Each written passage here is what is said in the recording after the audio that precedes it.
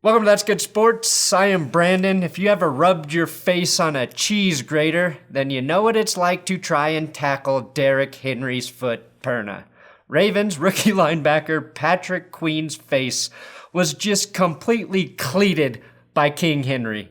The last queen to have her head this poorly treated was Anne Boleyn, when the real King Henry had her beheaded at the Tower of London. History, kids! That is a great history reference. It's week 11. I've got the best and worst and weirdest of the NFL weekend for you. The bizarre celebration from this week brought to you by Curtis Samuel. I think this is someone playing a racing video game and then possibly suffering an epileptic attack. Weird way to bring awareness to epilepsy, but possibly effective. Now, Joe Burrow tore his ACL this weekend. XFLer PJ Walker got a dub, and football fans just suck. Who got death threats this week? Also, all of the AFC West games will be on their own best and worst tonight with my sultry Broncos win recap. And I've got a big announcement in today's episode. A big one. That's good sports.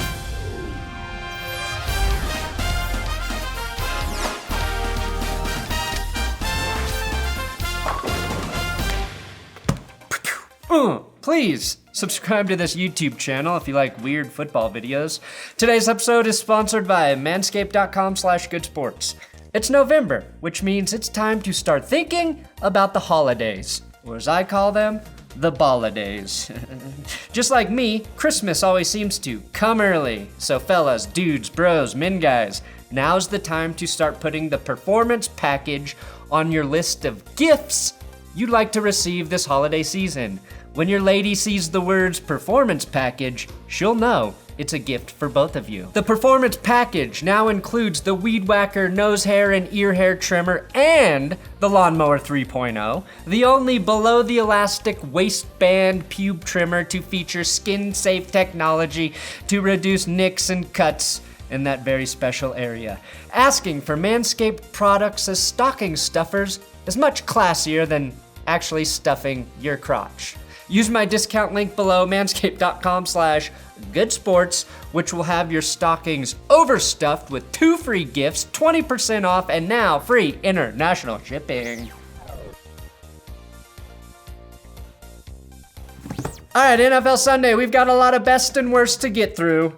Starting with best, the Texans actually won a game. And if they were in the NFC East like their cross-state neighbors, they too would be a game out of first place. Instead, all they're doing at this point is fucking up the Dolphins' first-round draft pick.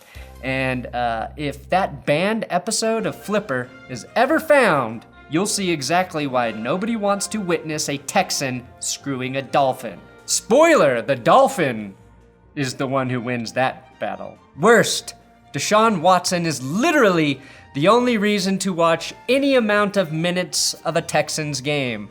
He hit Devin McCourty so hard on this touchdown run, Devin was evaluated for a concussion after having a 30-minute conversation with the mirror thinking he was talking to his twin brother, Jason. Best, Damiere Byrd scored his first touchdown as a pro on one of the best throws I've seen from Cam since about 2015. Unfortunately, that was the only touchdown Cam threw all day in a 7-point loss. I expected a Patriots L when Cam arrived dressed as Uther from The Simpsons. Best, Sione Takitaki scored a defensive touchdown for the Browns. Hot Cheetos and Taki picked this errant Wentz pass. Hot Cheetos and Takis, I can't get enough. Taki gets his first NFL pick six, and it ends up being the difference in the game, as Baker could not hit wide open tight ends in the end zone. Worst, the Browns finished a 13-play, 95-yard drive with 0 points. The longest drive without points since the Raiders did the same thing week 3 of 2018. This game was also the first of the season without any offensive points in the first half. Why am I not surprised these are the two teams to pull that off? Wentz has a league-high 14 interceptions this year, and Eagles fans started a petition to get Wentz benched in favor of Jalen Hurts. Isn't Hurts just another name for Wentz, though? The Eagles are still in first place, even though they were the only NFC East team to lose. And the absolute worst from the entire weekend, the Joe Burrow injury. Joe Burrow is a Ferrari, and the Bengals are the type of owner to leave that Ferrari unlocked, with the keys inside in a bad neighborhood while they go into the whorehouse for a romp, and then have the audacity to believe the car will still be there when they're done. That's a weird way of saying the Bengals' offensive line sucks, and it better be their top priority this offseason. Burrow survived a collision with Chase Young, but nothing is more dangerous than someone rolling up on your legs when you're a QB. Outside, say, a crack addiction. I've never seen a good quarterback on crack, have you? And no, do not say Jameis Winston. Best, Alex Smith gets his first win post a million leg surgeries. It seems like every game Smith plays in requires some kind of sacrifice from the injury gods to help him finish the game standing. Best, AJ Green scored his first touchdown since October 28, 2018. It may have only been 5 yards, but ironically, Green has always done his best work in the red zone. Best, Ravens-Titans. This game started with some verbal jabs at midfield, which is better than some Vrabel jabs, I guess. I do like to see bad blood between teams. This feels like when Eddie George and Ray Lewis were going at it, except you don't need to clean up the bad blood afterwards. Best, Dez Bryant, like AJ Green, made his first NFL catch in years, probably because Tony Romo wouldn't shut up about getting Dez Bryant the ball. Dez did finish as the Ravens' second leading receiver with 4 catches for 28 yards. But A.J. Brown scored an unbelievable touchdown to give the Titans the lead late in the fourth quarter. Jesus, he cannot be tackled. Are we sure Derrick Henry didn't just clone himself and make him play wide receiver? After watching Gemini Man, I do believe that scenario is possible.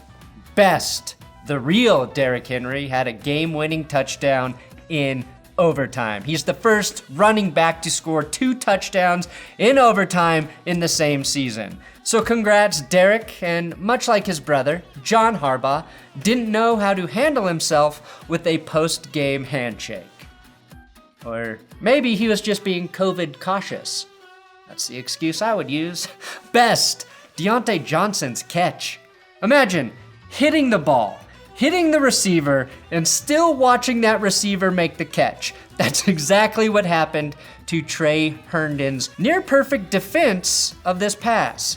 He did Trey things right, and it still went wrong. Best, Minkah Fitzpatrick looks like he's returning to 2019 form, picking off Jags QB Jake Luton, who threw 4 interceptions in this game. And if you're gonna tell me that he is better than Gardner Minshew, you might as well tell me a garden gnome is a suitable +1 for a wedding date. I think I might know 2 dudes who could use a garden gnome as a date. And thank God Jacksonville brought them to us by letting fans into the stadium, because we were blessed by these 2 diehards, a perfect representation of each fan base. Best, Chase Claypool has 10 touchdowns in 10 games, and the Steelers are 10-0. With that kind of symmetry, I think Chase Young can get 6 sacks in the final 6 games, and we could have 2 Chases win Rookie of the Year awards. Worst, the Falcons' offensive line giving up 8 sacks. A strategy I do not recommend, especially if you want to actually be head coach next year, Raheem Morris.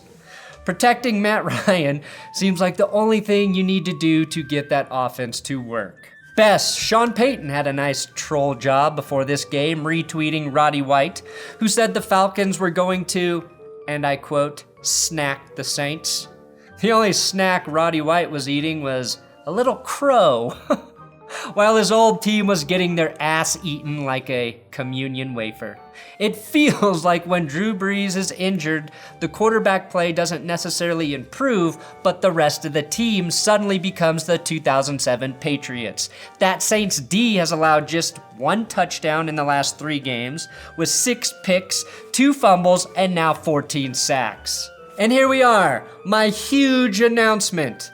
I have started a coffee company called Benchwarmer Brew. BenchwarmerBrew.com will be live on Wednesday, so this is a teaser. I started a business with the product that I am passionate about. And next to water, there is nothing I drink more than coffee. I'm also very picky about the quality of my coffee, which is why I am so excited to offer organic, ethically sourced beans that are going to give you one of the most delicious cups of coffee you've ever had. And this is the first time I have ever felt confident about my beans.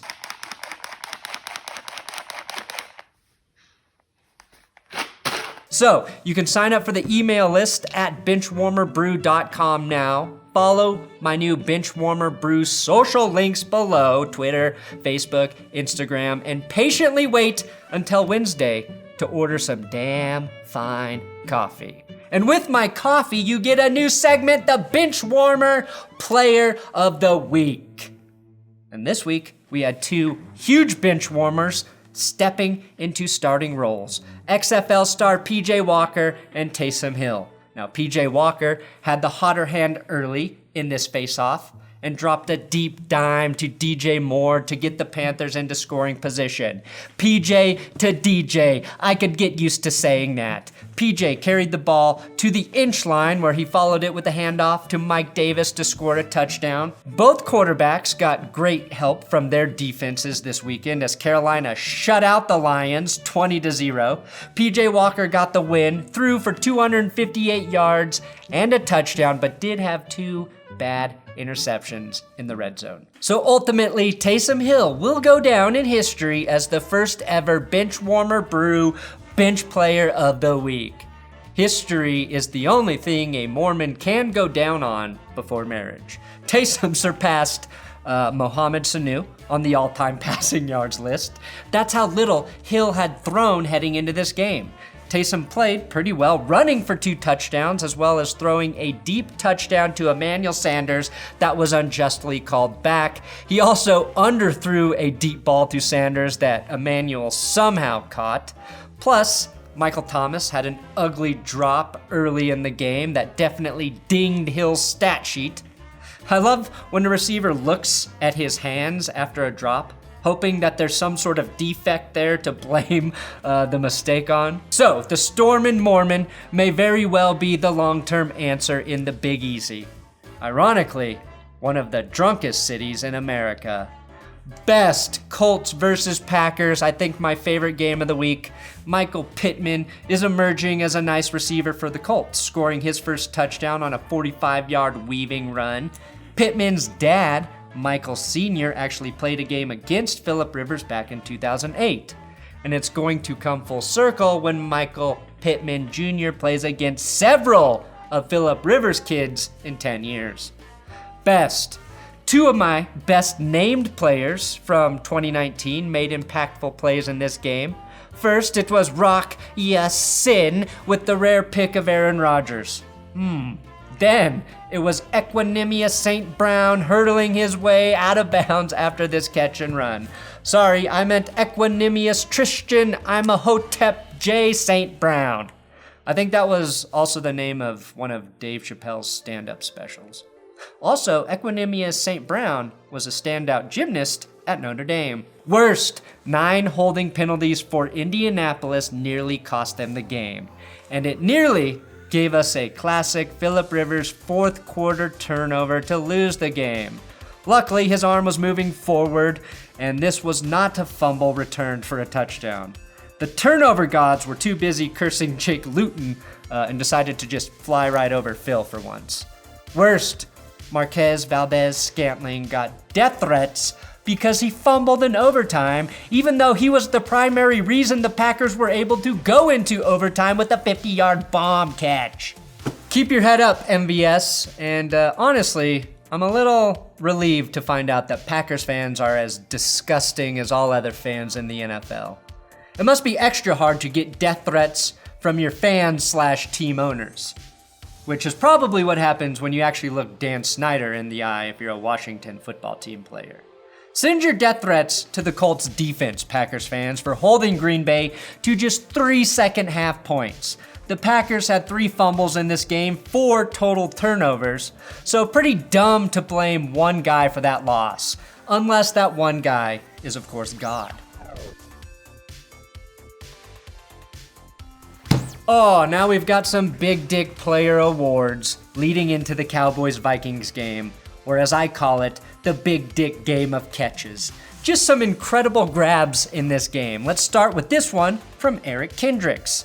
Yes, linebacker Eric Kendricks Lamar, who jumped in front of a bullet from the red rifle like he was a Secret Service agent guarding the president. No reason to be humble after that one. Then we had Adam Thielen one-handing a touchdown grab. And no, that wasn't even the best catch of the game from Thielen. The best catch belongs to CeeDee Lamb, who adjusted to a fade from Andy Dalton, like Andy Dalton's once plain hair adjusted to a fade, and made an incredible, diving, contorting catch for the score. Lamb was more like a record than a CD here, flipping over halfway through the play. For all of you kids out there, a record is the thing people would scratch in movies when something awkward happened. It's also what your grandparents would play loudly when they didn't want the kids to hear them fighting. Adam Thielen had 2 tutties for the second straight week, but Lamb of God gets the ultimate big dick receiver award because that's one of the craziest catches I have ever witnessed. The big dick quarterback goes to Deshaun Watson for his 344 passing yards, 2 touchdown passes, and 1 rushing touchdown where he looked like Derrick Henry. And speaking of Derrick Henry, the big dick ball carry award goes to...